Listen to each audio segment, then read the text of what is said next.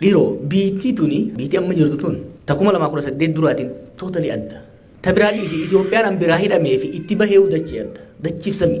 Tarsiimoo tokko baasuudhaaf haala qabatamaa hawaasa sanii, haala qabatamaa naannoo sanii, biyya sanii, mootummaa sanii, sirna sanii sirriitti hubachuu barbaachisa. Jijjiiramoota afur observe godhe ilaaleen isin himuu barbaadarra. Waan hoggaa gubbarra ilaalan hin mul'anne garuu siyaasa biyya sanii, hawaasummaa biyya sanii fundamentaalii jijjiiree jira sirni amma jiru kun. Tokko commercialization of politics. Biyya sanitti siyaasaan shilingii sumuni taate amma.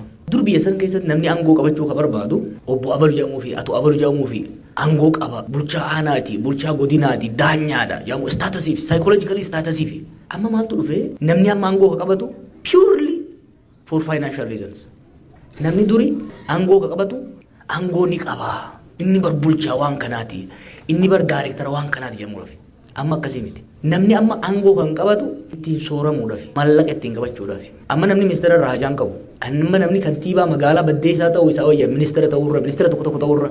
Nama amma ministeera ta'uuf caccabu agartu. Nama kantiibaa ta'uudhaaf deemu agarta. It's really reconfigured. Kan itti aayetiin ilaale sirriitti. Sirni ammaa kuni siyaasaa biyya sanii commercialize godhee jira. Amma yoo gartan Finfinnee keessatti naggaateen ciccimaan warri waa'ee maallaqa bulchitoota biyya sanii amma even sadarkaa gadi aanaarra jiran hoggaa laaltanii hoggaas wajjin ta'anii haasayan barcaa irratti haa taatu taasisaatti bakka feetetti deeqa shan booda siyaasaan haasayan deeqa shan booda maallaqa haasayan waan cheenji tokko kan hin argine kuni siyaasa biyya saniitiif nageenya biyya saniif rakkoo uumaa jira. Namni waa'ee siyaasaa waliin haasa'ee waa'ee ideoloojii waliin dibeet gochuun hafeeti waa'ee mammataa dibeet hafeeti transactional qofa akka ta'u meeqa naa kennita meeqa baasa fakkeenyaaf bulchaa aanaatirraa bulchaa godinaa seenuudhaaf maallaqa guddaa makfaataan labbe. Kuni gara fuuldura baay'ee na sodaachisa. Biyyattiis ummataas humna alaatiin waan saaxilu natti fakkaata. Maaliif kompetiishinni eliitii bulchiinsaa jidduu jiru aangoo wal caaluudhaaf osoo hin ta'in qabeenya wal caalu yoo ta'e qabeenyaan wal caalu irratti fuulleffatu. Risoorsii biyya sanii immoo hedduu limited waan ta'eef dantaa biyyaa dabarsanii gurguruudhaaf waan saaxilaman natti fakkaata. Waan tokko tokkos argaatiin jira. Sansan tuttuqee deebi'ee zabdiyyaan bu'u garuu dantaan ummataa dantaa hawaasaa wanni jedhamu namni siyaasaa ka seenu public interest idhaaf osoo hin ta'in purely financial interest idhaaf ta'aa deemuun kun by the way amma OPDO fi yaadee qofame kan hin jechaa jiru. Even namoonni qabsoo keessa yeroo dheeraa turan hidhamanii cabanii miidhamanii waggaa laalan hiriyaan isaa duroome mana ajaa'ibaa qaba. Makiinaa oofaa san qofa osoo hin ta'in bakka biraatti immoo mana qabaa dachii qabaa namnummaan qabsoo keessa tures aboo maaliif irra akkadha jee gara waan kana dabalamuutti argaa jirra jechuudha. Kalamaffaa PRization kan jennu biyya san keessatti wanni dalagamu hundi gaafa yaadee geegalee amma garuu saffisaan dabale. Kunis maali? Projektiin tokko waggaa dalagamu jireenya uummataa jijjiiruudhaaf biyya guddisuudhaaf osoo hin ta'in daily news yeroodhaan just guyyama saniif namni sun ittiin faarfamuu mootummaan sun ittiin faarfamuu irratti fuulleffata jechuudha. Projektoota waggoota afran hojjetaman yoo ilaalte fuulleffannaan guddaan bilijilichi irratti ta'e. Amma bar qondaalli hundi Facebook armii mataa ofii qaba. Qondaalonni amma Oromiyaa irras jira federaal irra jira yoo ilaaltan nama 45 kan mindeessantu jira ka Facebook irratti waan magaarii isaanii faarsu footuma isaanii maxxansaa fi ooluu qaban. Xiqqoo waggaa waa dalagan waan san godhuuf kun PRizationiin kun namni waan substantiif ta'e waan qabatamaa ta'e hojjetu irratti osoo hin ta'in waan guyyaa har'aa ummanni haasa'uu danda'u ummanni ittiin faarsuu irratti akka fuulleffatu. Sadarkaa mootummaatti illee sadarkaa qondaalaatti illee. Kabiraa jijjiiramni arge anti intellectualism. Dhaloonni nu duraa sanii keessattuu dhaloonni 70moota 60moota keessa ture sun beekumsaaf kabaja qaba ture. Numaa xiqqoo keessa dabran turan. Namni hedduu dibeet godha ture, hedduu waliin morma ture, yaada kitaaba adda addaa dubbisa ture, seeliidhaan deema ture, beekumsaaf gatiin gudda ture. Amma waggoota afran kana hayyoota ofirraa dhiibuu, hayyoo beekumsa xiqqeessuu, warri beekee humaan finne yoo agartan miidiyaa mootummaa irratti illee manidhaa keessa ta'eetiin namoota sadii ka PhD qabu. Warra PhD qabu kan arrabsuun arge. Beekumsa argachuun dhiphoo akka nama godhu, shaaloo akka nama godhu. Duula intensive godhameetu godhame. Imaammanni biyyaatis tarsiimoon bahus qorannoof qo'annoo irratti osoo hin ta'in hawwii fi wishful thinking irratti akka ta'u godhe. Wannummaan cawumsi guguufatee rakkoo keessa seenneef tokko wanti godhamu karoorri bahu imaammanni bahu tarsiimoon bahu qo'annoof qorannoo irratti hubannoo irratti sirriitti gadi fageessanii irratti mari'achuu irratti osoo hin ta'in gubbaa garaaf godhanii deemuu irratti fuulleffatan. Biyyi sun biyya sabaa sablammoota 70 wayiiti. Gaanfa Afrikaa keessa jirti. Haalli addunyaa jijjiiramaadha. We are functioning in a complex system, rapidly changing global order keessa deemaa jirra. Kana haasa'uun fedhu amma warri biyya san bulchu. Waan mataa nama cinqu haasa'uun barbaadan. Waan mataa nama yaachisu haasa'uun barbaadan. Waan ajaa'ibaatti dhufe bara. Amma waggaa xiqqoo waan tokko substantiif ta'e. Waggaa amma yaada wayii dhiyeessu. Ragaa yaada sanii maal yoo ta'an deebii kennuu barbaadan. San qofa osoo hin ta'in nama gaafii critical ta'e gaafatu, nama yaada dhiyeessu, namoota xiqqoo yaada qaban akka maraataatti ilaalu, akka farra misoomaatti ilaalu, akka gowwaatti ilaalu sadaffaadhaan akka badhaa kun. PR irratti hedduu fuulleffatte, propaganda qofa irratti substaansii osoo hin qabaatin, lammaffaa immoo hayyummaa xiqqeessuu irratti, emotionally onneen deemuu ol kaasuu irratti fuulleffatamu agarta. Kuni rakkoo biyyattii salphisanii akka ilaalan. Gidaara san nin cabsettee deemnaan cabsee deemuu dandeessa. Osoo hin xiinxaliin maalirraa ijaaramee osoo hin laaliin deemtee waa hundi cabsuu dandeessa yaadni jiru kun predominant ta'e dhufe. Kun biyya san diigaa jira beektaa. Waan qondaalonni dubbatan kana keerfulii hoggaa laaltan, waan isaan hojjetan hoggaa laaltan, waan hin bilchaatin, waan itti yaadamin, xaxama biyyi sunii fi naannoonni sun keessa jiru sirriitti xiinxalanii karaa filachuu osoo hin ta'in akkuma itti dhufetti akkuma billichitti jeetti itti deemuun aadeffamee dhufe. Mootummaa qofa keessatti miti. Kontaajees ta'ee jira yaadni kun. Nama hojii hoggaa gatteessetti qomoo waan substantiif ta'e. Maali wanni amma jettu kun theoretical background isaa maali? Muuxannoon biyyoota biraa maal fakkaata? Hoggaa jetteen hoggaa kun bara yuunivarsiitii miti siin jennu. Kun siyaasaadha siin jennu. Siyaasaan shira malee waan sirriitti itti yaaddee itti cinqamuu qabdu miti siin jennu. Barkasii fi yuunivarsiitii barsiisiif osoo hin ta'in waan kana geggeessii fi inuma geggeessi qofa osoo itti yaadin. Rakkoo biyya sanii rakkoo diinagdee biyya sanii akkasuma isaan diinagdee itti fiiksi godhuudhaaf yaalan yoo laaltan.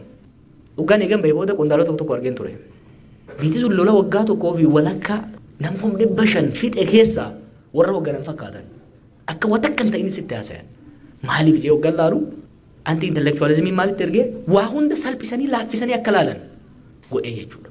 Jijjiiramni sadaffaa ani arge keessattuu anti intellectualismiin kun maal godhee nama amansiisuudhaan osoo hin taane sodaachisuudhaan bituu. Namoota carefully mee Amaarri maal barbaada, Oromoo maal barbaada, Tigreen maal barbaada, Walaayitaan maal barbaada, mee waan inni barbaadu jidduutti hafiinnu jechuurra wal jibbaa fi wal shakkii jidduutti naquu irratti akka fuulleffatamu godhe jechuudha. Even Oromoo jidduuttu hoggaa gaafiin tokko ta'e maaliif gaafiin kan ta'e? Balaan takka kaatee maddi balaa kanaa maali? Kana yoo goone maaltu ta'a? Jaanii ilaaluun hin jiru. Waraanuma itti erguu taate jechuudha. Ibidda belbalaa turuu jiru irratti ibiddi kun maa belbalaa? Force, cruelty. Wanti haareen hoggaata asaanaa kana dhufee gara jabeenya namaati. Humna hidhate qofaa miti mootummaa gaafii warra reerolaa qofaa miti. Gara jabeenyi dhufe. Viidiyoo amma intarneet irratti agartan kana kareeffa guban ka lubbuun guban bakka takka qofa miti kataa jiru. It is happening across the country.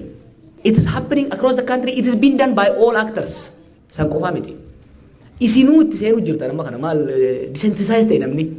Nama lubbuun guban arganii guyyaa tokko faasaya namni. Guyyaa lammataa bira kute. Cruelty waan biyya san durin jirree wani janto kun jiraami. Durin jirreen biyya san dhufe jira jechuudha. Kuni maal godhee kufaatii diinagdees dhumaatiin namaas diigamuun biyyaatis akka waan normaal ta'etti hawaasninis mootummaanis sirnis akka fudhatu godhee jechuudha. Amma rakkoo biyya sanii nama biyya sanii irra faranjii hojii gaara haasa'u galaaf dur rakkoo ta'e nuuf galaa beektaa faranjiidhaaf hubachiisuun nutti ulfaata ture. Amma daqiiqaa 5 keessatti faranjiin biyya feetee rakkoo biyya sanii ni hubatte hoggaan ittiin. Namni biyya sanii garuu normalize godhe cruelty hammeenya cruelty kana fudhatee normalize godhaa dhufe jechuudha. Maaliif hin kana sanitti hima? Akka hawaasaatti, akka biyyaatti, akka uummataatti feezii haaraa keessa seenaa jirra. Kan akkamitti keessaa baanaan gaafii guddoodha. Amala namoota, amala hooggansaa, amala sirnootaa jijjiiruudhaaf incentive sirriitti hubachuun barbaachisaadha. Incentiviin dura qondaalota sirna wayyaaneetis, sirna dargiitis, sirna Haayila Sillaaseetis irra qabsaa'uudhaaf xiinxalliin fayyadamaa ture suni sirna bilchiginaa kanarratti hojjetu. Eliitii daangaan isaallee clear hin tahin immerji godhaa dhufaa jira. Recommendation ani qabu hayyuunis hooggansi siyaasaatis biyya san seef godhuu barbaade siyaasa deebisuu qaba. Siyaasni du'ee jira biyya san keessatti. Ol kaasuu qabna amma. Marii biyya sanii dhimma imaammataa irratti, dhimma tarsiimuu irratti, dhimma diinagdee irratti, dhimma fayyaa irratti, dhimma barnootaa irratti. Biyya san amma PhD'n dachii dhiphiftee jirti. Dhiifama naa godhaa doktoroonni keenya. PhD'n bitamee heddummaatee tuuffatame. Sirna san warri maanupuleet godhuu barbaadu immoo kanatti fayyadamee ilaalu inni bara PhD qaba garuu maqaa isaatu sirreessee hin barreessu hin jedhan. Duraa isaanuma itti kenne PhD deebisee immoo sanitti fayyadamanii ta'ee waggaa meeqa xaaree PhD argate doktor Seem doktorummaa isaa maaliifin siyaasa guyyaa guyyaa dhiisee waan akkanaa sanitti babeetu rakkoon akka Oromoottis akka Itoophiyaattis akka gaafa Afrikaatitti illee deemaa jiru. Hoggansa xiinxala gadi fagootti namanne complex system laaluun barbaanne qabaachaa hoggansa dantaansaa guddaan kabaja siyaasaa takkaa dantaa uummataa osoo hin taane shilingiif sumulii ta'e bakka jirutti hoggansa dhumaatii uummataatii fi kufaatii biyyaatiif desensitize ta'e qabaattee rakkoo keessaa bahuun baay'ee ulfaataa ta'a. Maaliif tokkoffaa rakkoo san hubatu lammaffaa rakkoo san shilingiif sumulii saniin suphaa jee yaada. Kanaaf bakka rakkoon jirtutti maallaquma itti naqaa jechuudha. Hoggaa xiqqoo jee maallaqni hir'ate. Kanaafuu maal godha? Osoo itti yaatiin biyya biraatirraa ergifachuu liqeeffachuu dhaqaa jechuudha.